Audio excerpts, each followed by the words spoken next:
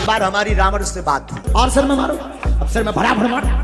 तो हेलो दोस्तों, कैसे हो दोस्तों। हमारा भारत देश हमेशा से आध्यात्म का केंद्र रहा है, इसलिए बड़े बड़े डेवलप देशों से लोग यहाँ आध्यात्म को महसूस करने के लिए आते हैं। लेकिन जैसा हर जगह होता है कि लोग अपने फायदे के लिए अच्छी चीजों को मैनिपुलेट करने लगते हैं, वैसा ही कुछ भारत में आध्यात्म के प्रति होने लगा और आध्यात्म की शिक्षा देने वाले संतों और गुरुओं की जगह ढोंगी बाबाओं ने ले ली। एक समय तो ऐसा आ गया था कि आए दिन किसी न किसी ढोंगी बाबा का भांडाफोड़ हो रहा था, जिसके चलते महाराष्ट्र हाई कोर्ट को इन ढोंगी बाबाओं को और उनके द्वारा चलाए जा रहे इस पाखंड को रोकने के लिए एक अलग कानून भी बनाना पड़ गया था। और जब हम ढोंगी बाबाओं की बात कर रहे हैं तो हमारा मतलब किसी एक पार्टिकुलर धर्म से नहीं है, क्योंकि भारत में पाए जाने वाले अधिकतर धर्म में ढोंगी बाबा पाए जाते हैं। और इसलिए आज की इस वीडियो में हम इन्हीं कुछ बाबाओं के बारे में जानने वाले हैं। लेकिन वीडियो शुरू होने से पहले ही हम आपको बता दें कि हमारा मकसद किसी भी धर्म को या किसी भी व्यक्ति की धार्मिक भावनाओं को ठेस पहुंचाना नहीं है। हमारा असल मकसद उन लोगों को जागरूक करना है जो कि किसी भी प्रकार के अंधविश्वास में फंसे हुए हैं। साथ ही वीडियो के अंत में हम ये भी जानने की कोशिश करेंगे कि लोग आखिर इन बाबाओं के पास जाते ही क्यों हैं। लेकिन उससे पहले अगर आप चैनल पर नए हैं तो इसे सब्सक्राइब करके बेल आइकन जरूर दबा लें, ताकि आप आगे भी हमारे साथ ऐसे ही जुड़े रहें। तो चलिए दोस्तों, वीडियो को शुरू करते हैं। हाल ही के समय में जो सबसे विवादित बाबा रहे हैं वो है धीरेन्द्र कृष्ण गर्ग, जिन्हें आप पंडित धीरेन्द्र शास्त्री के नाम से भी जानते हैं। पंडित धीरेन्द्र शास्त्री मध्य प्रदेश के छतरपुर जिले के रहने वाले हैं और ये छतरपुर में ही बागेश्वर धाम के नाम से अपना एक आश्रम भी चलाते हैं। मात्र 26 साल के धीरेन्द्र शास्त्री उस वक्त सुर्खियों में आए जब उन्होंने मध्य प्रदेश के सागर जिले में चल रही अपनी एक कथा के दौरान एक बहुत ही विवादित बयान दिया था। पंडित धीरेन्द्र शास्त्री ने अपनी कथा के दौरान कहा कि मेरा निवेदन है कि सभी हिंदुओं एक हो जाओ और पत्थर चलाने वाले के घर पर बुलडोजर चलवाओ। और सिर्फ इतना ही नहीं, अपनी एक कथा के बीच में तो इन्होंने ये तक कह डाला, सभी लोग हथियार उठा लो और कह दो कि हम सब एक हैं। धीरेन्द्र शास्त्री द्वारा दिए गए इन विवादित बयानों के बाद भी ना तो उन पर कोई सुनवाई हुई और ना ही जनता ने उनका विरोध किया। और जब मीडिया ने इन विवादित बयानों के बारे में पूछा तो उन्होंने खुद को बाबा मानने से ही इनकार कर दिया और ये तक कह दिया कि वो ऐसी गलती आगे भी करते रहेंगे। लेकिन इतना सब कम नहीं था कि धीरेन्द्र शास्त्री एक बार फिर से विवादों में आ जाते हैं और इस बार इन पर छुआछूत मानने का आरोप लगाया जाता है, जो कि संविधान में अनुच्छेद 17 के तहत कानूनन अपराध है। आप देख सकते हैं कि कैसे एक वीडियो में बाबा खुद ही अपने पैर छूकर आशीर्वाद लेने के लिए कह रहे हैं, तो वहीं दूसरी वीडियो में जब बाबा का एक भक्त उनके पैर छूने की कोशिश करता है तो बाबा झट से अपने पाँव पीछे खींच लेते हैं और कहते हैं कि अछूत है। अब ये अछूत बाबा ने खुद को कहा या फिर उस आदमी को, ये भी विवाद का एक मुद्दा बना हुआ है। वैसे इस बारे में आपका क्या कहना है हमें कमेंट करके जरूर बताएं। लेकिन धीरेन्द्र शास्त्री की बढ़ती पॉपुलैरिटी का सबसे बड़ा कारण था उनके द्वारा लगाए जाने वाला दिव्य दरबार, जिसमें वो बिना बताए ही लोगों की समस्या को एक पन्ने में लिख दिया करते हैं।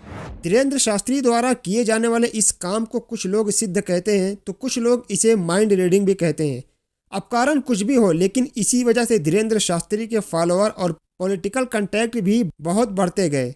धीरेन्द्र शास्त्री का यही राम कथा कार्यक्रम और दिव्य दरबार नागपुर में होना था, लेकिन तभी वहां कुछ ऐसा हुआ कि Dhirendra Shastri national wide news sensation बन गए। दरअसल जब खबर आई कि धीरेन्द्र शास्त्री राम कथा के साथ साथ दिव्य दरबार भी लगाने वाले हैं, जिसमें वो उसी चमत्कारी तरीके से लोगों की समस्या का समाधान बताने वाले हैं, तो श्याम मानव, जो कि महाराष्ट्र अंधश्रद्धा उन्मूलन समिति के अध्यक्ष हैं, उन्होंने इसका विरोध किया। श्याम मानव इससे पहले भी कई बड़े बड़े बाबाओं को एक्सपोज कर चुके थे। इनकी सबसे बड़ी अचीवमेंट मानी जाती है जब इन्होंने Guinness world record holder Shakuntala Devi का भांडाफोड़ किया था। शकुंतला देवी को उनके फास्ट कैलकुलेशन की वजह से भारत की पहली महिला ह्यूमन कंप्यूटर कहा जाता है। लेकिन शकुंतला देवी एक समय बाद एस्ट्रोलॉजी और भविष्य बताने जैसे काम करने लगी थी, जिसका श्याम मानव ने भांडाफोड़ किया था। और यहाँ तक कि शकुंतला देवी को नागपुर का अपना कार्यक्रम छोड़कर भागना पड़ गया था। So back to the story. दिव्य दरबार लगाने की बात पर पुलिस से इसकी शिकायत की जाती है, लेकिन कोई बात नहीं बनती।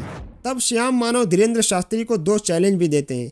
पहले चैलेंज के अनुसार एक कमरे में 10 लोग होंगे। उन्हीं 10 लोगों के नाम, उनकी उम्र, उनके पिता का नाम और उनके मोबाइल नंबर धीरेन्द्र शास्त्री को बताने होंगे। दूसरा चैलेंज था कि एक कमरे में रखी चीजों के नाम धीरेन्द्र शास्त्री को बताने होंगे। श्याम मानव ने तो यहाँ तक कह दिया कि अगर बाबा उनके चैलेंज में 90% भी कामयाब होते हैं तो वो पैर छू कर बाबा से माफी मांगेंगे और उन्हें 30 लाख रुपए इनाम देंगे। साथ ही अपनी संस्था भी हमेशा के लिए बंद कर देंगे। लेकिन धीरेन्द्र शास्त्री श्याम मानव का ये चैलेंज एक्सेप्ट नहीं करते हैं और नागपुर का अपना कार्यक्रम भी समय से पहले ही समाप्त कर देते हैं। श्याम मानव इसे अपनी जीत और धीरेन्द्र शास्त्री को भगोड़ा कहते हैं, जिसके जवाब में धीरेन्द्र शास्त्री एक बार फिर पूरी देश की मीडिया के सामने दिव्य दरबार लगाते हैं और इस बार ये सभी बड़े रिपोर्टर के पर्चे ऑन कैमरा निकाल कर दिखाते हैं। इसके बाद अधिकतर जनता श्याम मानव के खिलाफ हो जाती है, उनके पुतले जलाती है। तो वहीं धीरेन्द्र शास्त्री को इस विवाद के बाद काफी मीडिया कवरेज मिलती है, जिसके चलते वो और भी फेमस हो जाते हैं और आज पूरे देश में धीरेन्द्र शास्त्री के कार्यक्रम होते हैं। लेकिन धीरेन्द्र शास्त्री चमत्कार करने का दावा करने वाले अकेले बाबा नहीं है। इनफैक्ट ऐसे बाबा लगभग हर धर्म में पाए जाते हैं। ईसाई धर्म के प्रचारक भजिंदर सिंह तो चमत्कार के मामले में धीरेन्द्र शास्त्री को भी पीछे छोड़ते हुए लंगड़े लोगों को ठीक करने का दावा करते हैं। यहाँ तक कि ये एड्स और कैंसर जैसी बीमारी को भी प्रेत बताकर निकाल देने का दावा ये ऑन कैमरा करते हैं। चलिए अब जानने की कोशिश करते हैं कि इतने सारे फर्जी बाबाओं की पोल खुलने के बाद भी लोग आखिर इन बाबाओं के पास जाते ही क्यों हैं? तो इसके एक नहीं कई कारण हो सकते हैं, जैसे कि जागरूकता की कमी। दोस्तों, आपने देखा होगा कि आदमी जितना कम पढ़ा लिखा होता है उसका अपने ईश्वर के प्रति उतना ही ज्यादा विश्वास होता है। लेकिन यहाँ पर व्यक्ति का विश्वास कोई बुरी चीज नहीं है, लेकिन इसी विश्वास का कुछ लोग गलत फायदा उठाते हैं। और यहाँ सिर्फ एजुकेशन की बात नहीं है, क्योंकि आपने देखा होगा कि कई बहुत पढ़े लिखे लोग भी अंधविश्वास के शिकार हो जाते हैं।